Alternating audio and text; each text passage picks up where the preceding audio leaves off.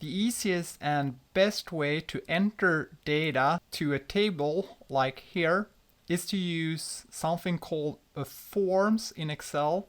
This is a forms. When I input a name, a date, an employee number and department and press enter, it will automatically enter the data in the cells in this table up here.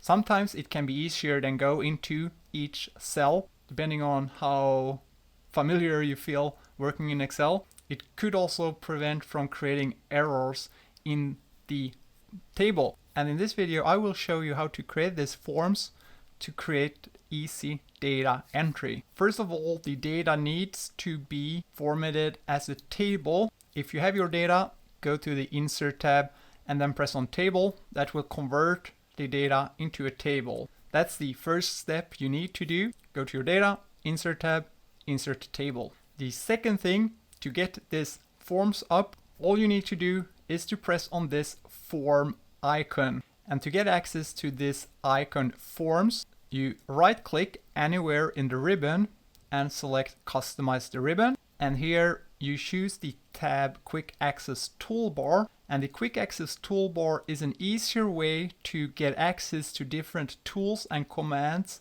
here in the bottom of the ribbon, or you can have it above the ribbon. So either up here or down here. You can see that I've added a lot of different tools to easier get access to and use these tools. What you need to do is to choose commands from and change this to be commands not in the ribbon, and then find forms, and here you have it, and then add it, and you can rearrange the order if you want to. You can see here I have it as the number 6, and once I have it, I have my data as a table. I just press on form, and now I can easily add name, hiring date, employee number and department, and press enter each time I want to create a new record. And that is how you create an easy data entry form in Excel.